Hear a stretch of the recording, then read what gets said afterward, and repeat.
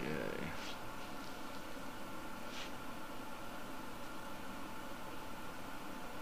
I don't get much opportunity to get on Explore and watch all these comments, but I can't hear too well if you're talking to me. no, I was telling them that I don't get an opportunity to go on Explore that often, so I don't get what the whole half the conversations are, or 3/4 what the conversations are during the day. Maybe that's a good thing. That's probably a good. Okay.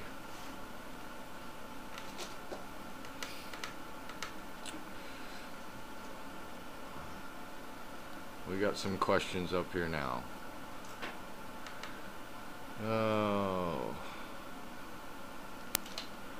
What stood out in your training today? Today I spent 3 trips with Ava.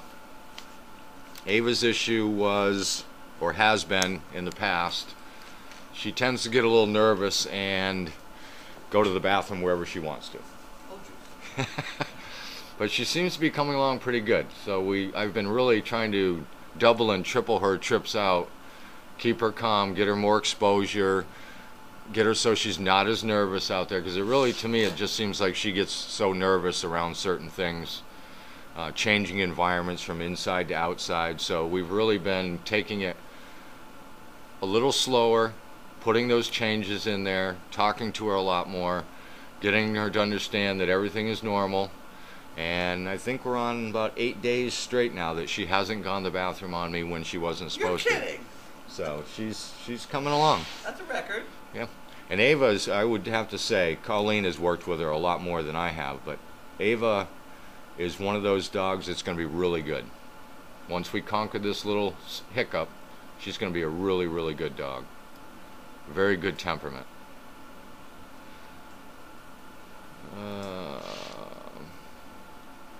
Do any of the Danes talk back to you? That's strange you ask that, because I have a couple of the little puppies at feeding time.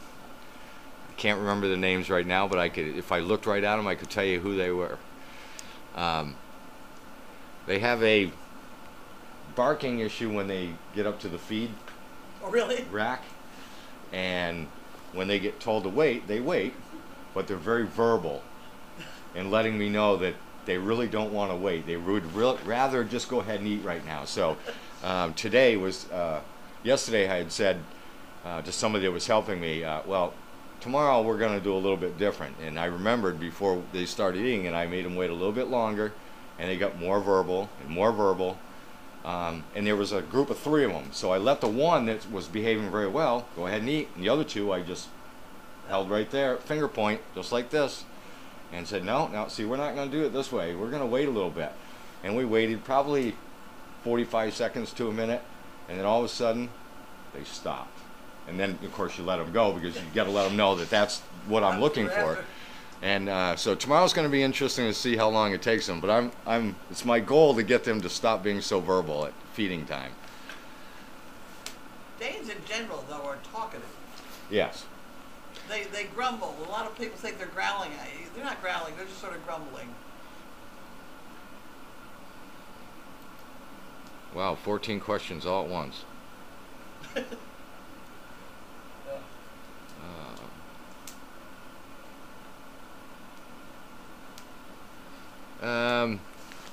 One of the questions is there any military bases up here? Is there any SDP information left with their psych folks? No, but I guess we ought to. Well, there's a lot of word of mouth. For instance, the Northampton VA that I was going to, I'm pretty sure that everybody there knows about Service Dog Project. We have multiple dogs in that VA, multiple dogs in that area, and we just got one that came this weekend that was referred from another veteran that had a dog in the Worcester area. So it's pretty hard to hide the Danes, first of all. So once they're out there, they're out there.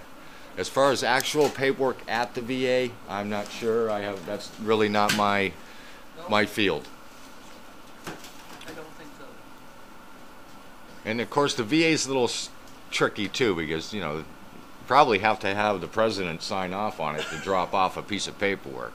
Who knows? I'm just guessing there, just from some experiences I've had.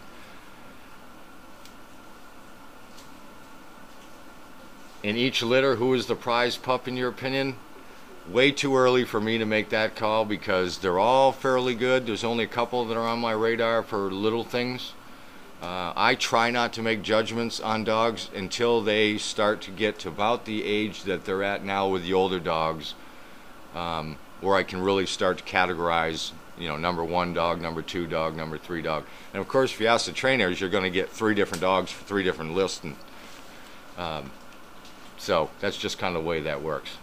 I try not to judge them because I'm looking at shortcomings, I'm looking at what they're doing really good at, and they're so young right now that you know, they're just in the prime of their training. So I don't try to pass judgment on them. I try to give them every benefit of the doubt that I can. I will say that this 3-4 litters that we got right now with the 31 pups, Yeah. I don't see any of them that have anything that sticks right out as far as being really, really bad. Yeah, Whether I it be think they're doing physically or mentally, or Yeah.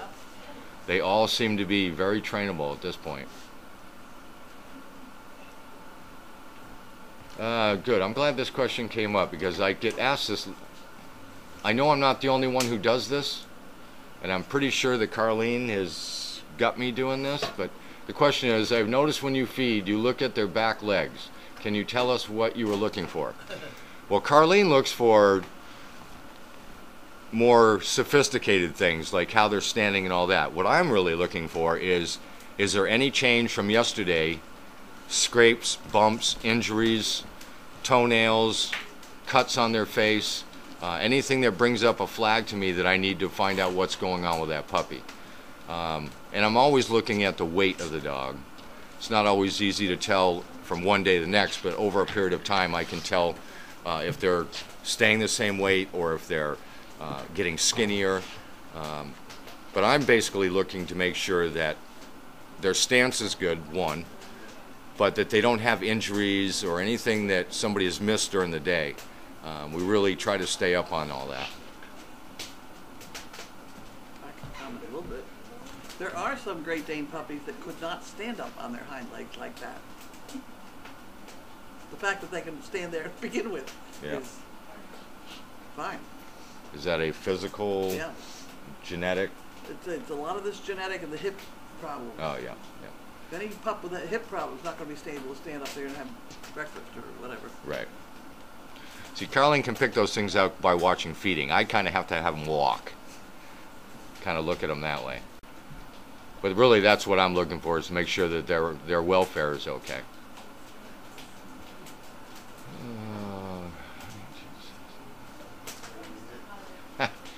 This question keeps coming up. How do you teach a service dog not to bark at a doorbell? We're going back to the aggression barks and the alert barks. I see nothing wrong with a dog that barks if a doorbell goes off. I would rather my dog let me know somebody's at the door. But that's totally different from an aggression. That's more of an alert kind of a aggression. Now, I only allow it to go on for a few barks, and then I say okay, or that's enough, or whatever the case. Thank you. Yeah, thank you. You can stop now. Yep, I got it. Somebody's at the door. Thank you. But that's not an aggression bark, and I really, you know, I think people need to understand, just because they're dogs, they're not robots. We can't shut everything a dog does down. Dogs bark. Yeah. Correct? Yeah.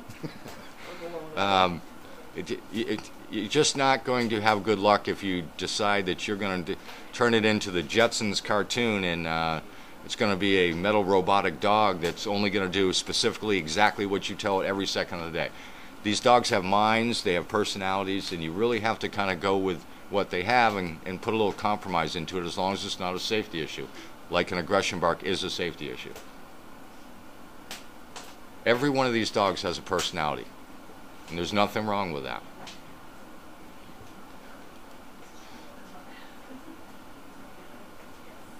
Vu is doing, the question is, how is Vu doing? Vu is doing much better. Again, just like I was talking about dealing with Ava, with going to the bathroom problem, Vu is moving along a lot better in the last few days, last week. But again, she's moving along slow at her pace. where she's getting comfortable, and hers is again a bit of an excitement thing, a nervous thing, but she's made great headway. I'm very pleased with the way she's training right now. At least she's moving positively forward.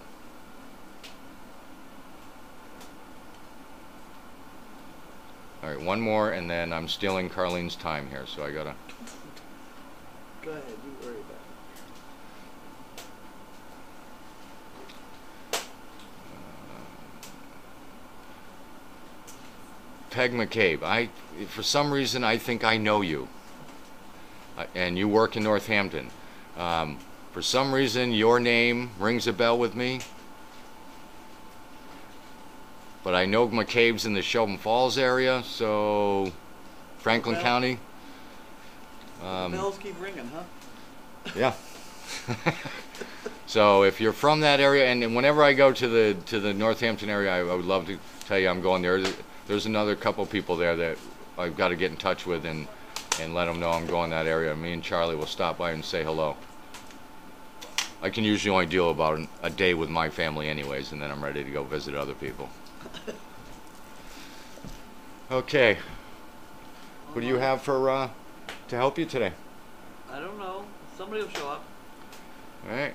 Somebody will show up. I will be back Thursday. Megan's in tomorrow. Okay. Save your questions for Megan. Load her right up. She loves questions. Right. See, we made a deal. We promised each other trainers weren't going to call in questions to other trainers. And so Take your paper with. Take the paper. Yep.